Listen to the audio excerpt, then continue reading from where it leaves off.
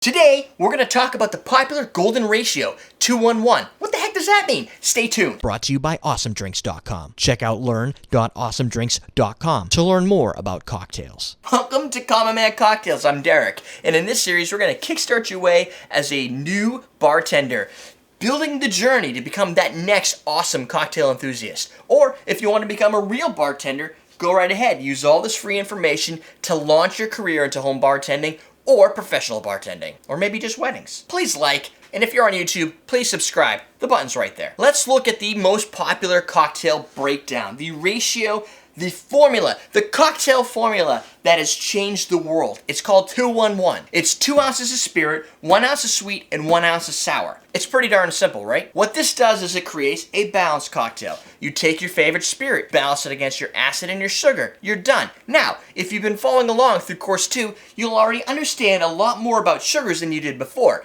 And you also understand how acidity works and some of the different sour options you have. Now, when you combine those together with your favorite spirit with a 2-1-1 ratio, you can create pretty much any cocktail in the world. The 2-1-1 is kind of like a genetic evolution of the human. It started out with all kinds of ratios. Everybody was kind of come up with their own idea as to what is a cocktail. Sure, we have a definition of what a cocktail really is, but the ratio, who knows? What you need to do is just mix stuff together and figure out what works, right? Or you take something that works and you repeat the process over and over again. You end up with a series of different ratios that people have used through time, some that fade away and some that stand the test of time. The 2-1-1 ratio is one of those that stands the test of time. Some great examples of a 2-1-1 ratio, or something that started as a 2-1-1 ratio: the margarita, the daiquiri, the clover club, the mojito, the whiskey sour. They're all basically 2-1-1 ratios. Sure, you're going to find different derivatives of them, and you could come up with your own derivatives of them, but they start as a 2-1-1. That golden ratio has been defined by Jerry Thomas and everybody else sort of as the sour. It's just a sour. You want a sour, a whiskey sour, vodka sour, or tequila sour. You come up with your fancy names later, but it's really just a sour. And of course, if you didn't add the sweet to it, it would be way too sour, which is why the sweet is there to balance it out, giving you the lead-in for your citrus and your core spirit. But let's say, I don't know, you find those drinks just too tart or too sweet, sickly sweet or something. You're sensitive to that specific taste. Take away a quarter of your 1-1. Do it 2 3/4 3/4. What that does is it allows the spirit to shine a little bit more and takes back those other sharp flavors. And while you're at it, what you could do for your daiquiri, use that 2 3/4 3/4 and do your lime and your sugar, but change out your light rum for something a little bit more robust. A Mauritian rum, a Smith & Cross Jamaican rum, something that has a lot of flavor, because that flavor is now allowed to rise a little bit higher while those other balances come down. And if you remember last episode, I mentioned David Embry. If you go through the last 50 years of cocktails, you're going to see his cocktail formula playing right up against that 2-1-1. His was an 8-2-1.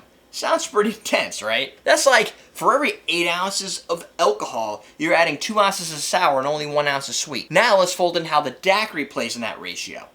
A daiquiri, traditionally 2-1-1 or 2 3/4 3/4, can now be 2 ounces of rum, a ½ ounce of lime juice, a 1/4 ounce of simple syrup.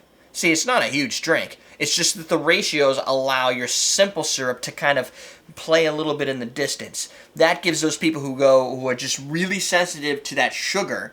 Warren Bobrow, a popular cocktail author, and he hosted a bunch of episodes here. He was very sensitive to sugar. As your palate as you explore cocktails and your palate gets a little bit more mature, sometimes the sugars actually detract from all the other things that you can experience. So the 8-1 ratio allows that sugar to be just enough to sweeten a little bit, but not dominate the cocktail. So bottom line, how do you use this as a home bartender? Guest says you want something with rum. What are you going to do?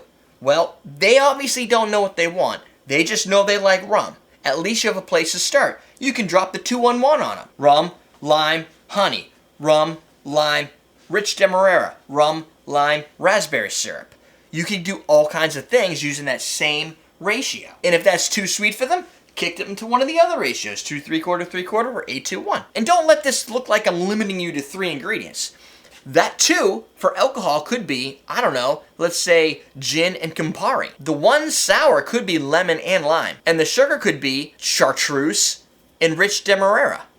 You could divide that out into 3 and have 3 different syrups if you want to. Just be careful that you don't overcomplicate it with too many flavors. Now back to that margarita and kind of like how you can riff off of the 2-on-1 to create your own drink.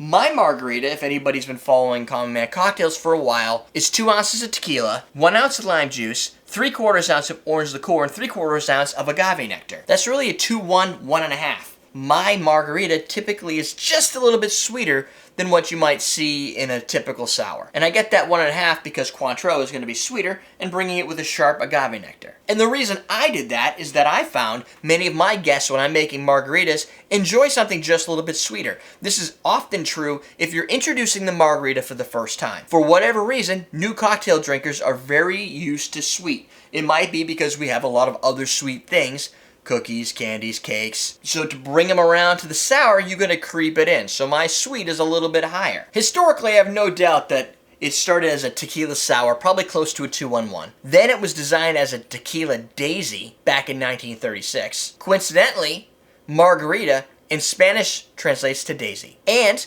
a daisy, if you look at Jerry Thomas's reference for a daisy, it's pretty much a 2-on-1 with a splash of sparkling water. That helps diminish some of the alcohol potency. Again, makes it easier for a new drinker. And the reason I focus mostly on 2-on-1 over the other ratios is because it's easy to remember. It also means as a new home bartender that you already can make dozens of cocktails without even thinking. It could also be one of the reasons that you can go to a good bar and say, I want a daiquiri, and they can whip it up for you. You could say, I want a margarita, and they can whip one up for you. All they're doing is using a formula to build a cocktail they know you're probably gonna like. I've had a lot of recipes sent to me over the years. Some of them are it's just like a pile of like, close your eyes and mix stuff together and boom. Oh, that tasted kind of cool. Let's submit it to Common Man Cocktails. And it turns into a big mess of weird liquids, all disjointed and funny. So stop muddling around in the dark and just mixing stuff together. Start with a base that you already know you like. If you like a margarita, you like a whiskey sour, you already kind of have your base. It's 2-on-1. Now you can build anybody a drink they want with whatever spirit they want without a lot of effort. But if you want to put in the effort, now that's when you get your creativity on. Add a little bitters, change out that syrup, maybe a raspberry syrup, maybe a mint syrup, maybe an oleo sacrum, and you can get pretty creative without a lot of extra material and without a lot of extra knowledge. You don't actually have to memorize 50 different recipes. You start with your base template and you create your own from there. Sort of like my meatball recipe.